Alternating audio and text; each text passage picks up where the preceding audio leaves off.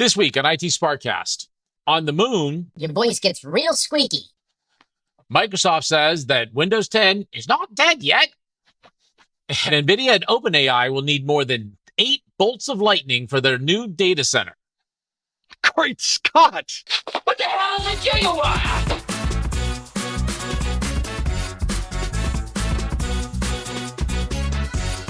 Greetings and welcome to IT SPARC Cast, News Bytes. I'm your host, John Barger. And I'm your host, Lou Schmidt. Let's see what's going on out there, because it is smelling weird out. It's Monday, September 29th. IT SPARC Cast News Bytes is a digest of the IT news over the last week with insights, opinions, and a little sarcasm from 2 experts, each with over 20 years of experience working in IT or for IT vendors. And now for the News Bytes. So, I'm sure a lot of you already heard about this, but Nvidia is investing $100 billion into OpenAI for what they say will be 10 gigawatts of data center capacity. Okay, wait. So we used to say petaflops and megaflops and teraflops. We used to say, megabits or gigabits of throughput. Now we're using gigawatts? We're measuring data centers now in power consumption, evidently. Wow. So, okay. We've mentioned on the cast a few times, and that Sam Altman has been saying that compute is the bottleneck to provide more capabilities, and that OpenAI and the other LLM and AI vendors would be much farther ahead than they are now. They can provide much more capabilities than they could today if they had more compute power. And the reality is there are multiple constraints there, but the biggest constraint is power. And that there's just so much power, and these data centers consume so much power. And so there's green concerns there. There's the actual generation of the power that's concerns there. And then obviously you also need the hardware, you need the data center floor space and all of those things.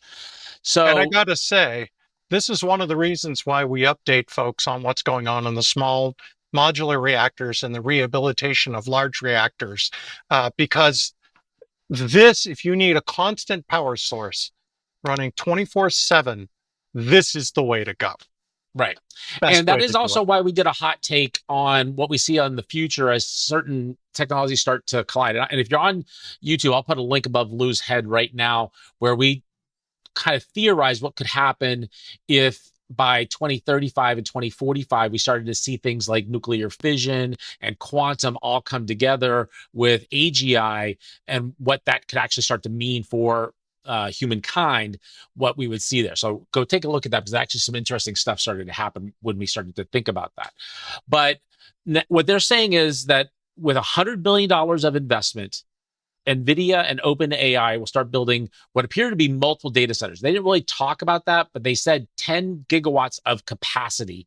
And so we wanted to break that down for you, because the way the article was written, and the article will be in the show notes, it was unclear as to, was that one big data center? Was it a lot of little data centers? Or it wouldn't be little, but it was several data centers. But we really wanted to break that down. They didn't say. Right? They didn't say. What are they said do? phase 1 would roll out by the end of 2026. And that would be 1 gigawatt. So they said the first gigawatt would roll out by the end of 2026, which is really confusing. So it's also very aggressive. And it is also very aggressive. So the reference I made at the beginning of this was the bolt of lightning. So if you are familiar with Back to the Future, a bolt of lightning, according to the movie, is 1.21 gigawatts of power. And that's what they needed to be able to. So that's the movie's version of it. And that's what they needed to get the DeLorean to go back in time. And that, or Mr. Fusion and a banana and a beer can, either one would be able to get it to go back in time. But that's a lot of energy. It's a lot of power. And where's that going to come from? So, and what does that look like? So the average data center would be consuming in the 10s to maybe up to 50 megawatts of power. A hyperscale data center would be up to about 100 megawatts of power. And the largest of those would be something a little bit more than 100 megawatts of power. Could I So put that's this into context for you? sure, absolutely. I used to work on a nuclear particle accelerator called the Stanford Linear Accelerator Center. It used 180 megawatts going full bore, right? That's all the klystron accelerators, the laser at the front end, the superconducting magnets and solenoid. It had its own substation. Right. All right. That is a lot of power. A lot of power. So to put again into context, a data center that would pull 300 megawatts of power would be a campus, a full-size campus-sized data center. So just imagine that you're talking about, the size of maybe a small university, and that is entirely a data center. So just imagine that. And then it would need its own major power creation system, which would at this point have to be nuclear. They're not going to build a fossil fuel based power system for this. They're not going to be able to get that off of solar or wind or something along those lines, unless it's a out in the lot middle of of the batteries. desert somewhere. It's a lot of batteries. So Yeah. it's going to have to be nuclear based. So there's a lot that's going to come from this, and we're going to keep tabs on this and keep reporting out on it. I'm going to expect that we're going to see some changes in U.S. regulations because of this. We're going to see fast track of some nuclear power generation being built.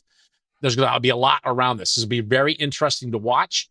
And then what will happen as these things start to get built and the capabilities that we start seeing because of it. But this is an unprecedented level of scale. And I'm guessing that this will fall under Project Stargate, which is the $500 billion investment that we've been hearing about, that this will be part of that. So again, keep your ears on this podcast and others, and we'll keep reporting out on it. But Lou. So, John, big things are made out of little things. It's true. And here's a very interesting thing that came across. So we've all heard to the moon and getting moon-eyed, and moon causes you to go crazy. We've talked about quantum computing and the requirements it's going to need. One thing we just talked about was a massive amount of power.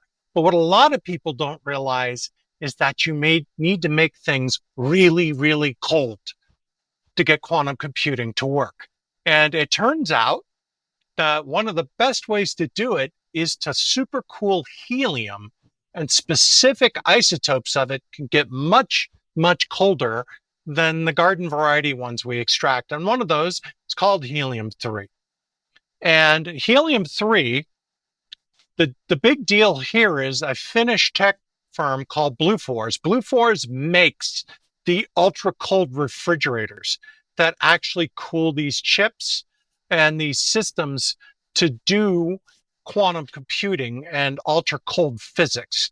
And they have entered a deal to buy helium-3 from the moon via a space mining company called Interloon. Interloon is the first one to come out with a business model of literally mining the lunar regolith for helium-3. Let me tell you why that's important.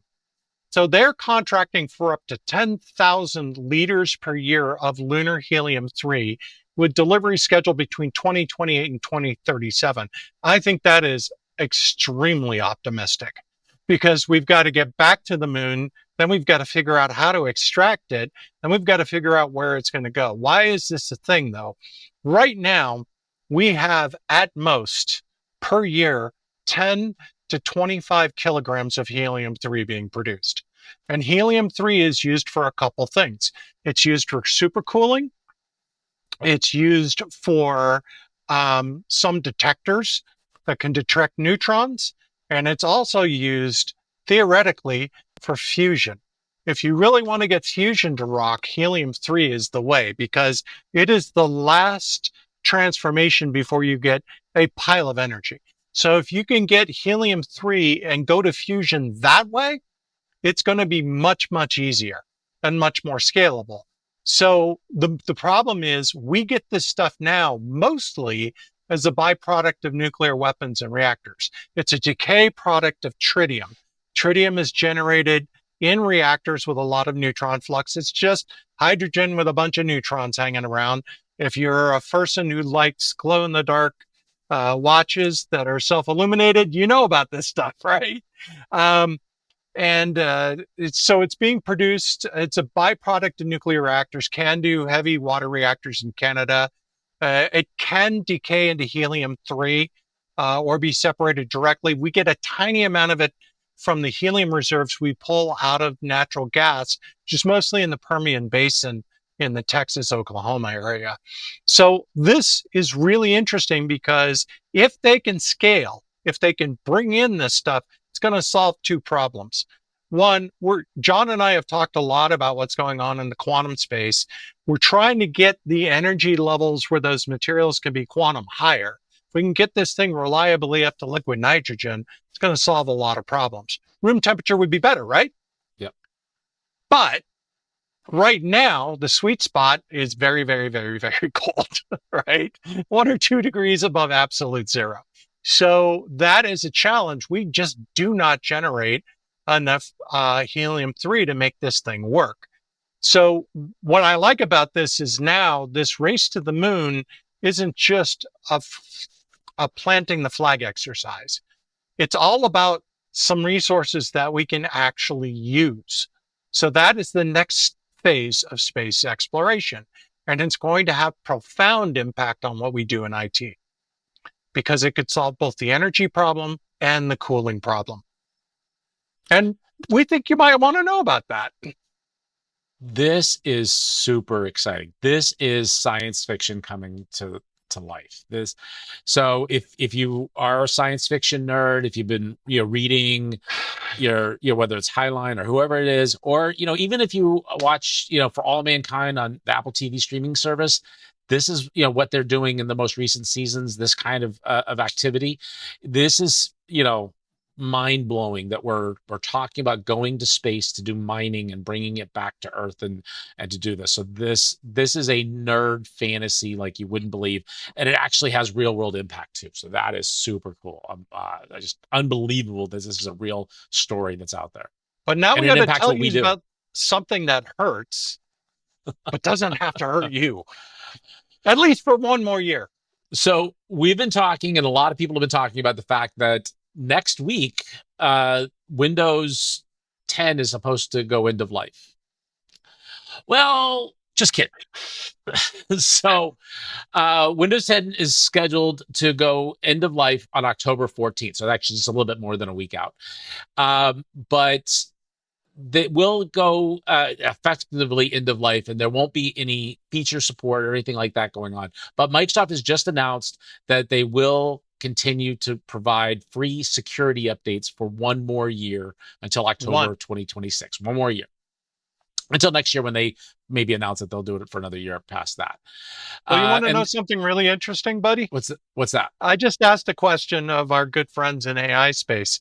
It is thought that it is still 53% of the market. Yeah, so we talked about this earlier in the year. There are a lot of Windows 10 machines still out there, and this goes to the fact that the chipset, the processors really have slowed down as far as their advancements out there. And there's plenty of machines out there that run just fine running Windows 10. And there's a lot of folks out there that see no reason to update their systems. And there's a lot of pushback against Windows 11. People don't like the interface and things like that. So there's a lot of people holding on to Windows 10 and even older operating systems. We actually got a lot of feedback on that episode from people saying, I'm not upgrading to Windows 11. It's not surprising that they're extending this. But where are they going to offer this, though? Is this everywhere? It's specifically in US and Europe is where they're really offering it. But the reality is that with, I'm sure that anybody could get it through VPNs and things like that. But also just to note that Windows 10 will continue to live on.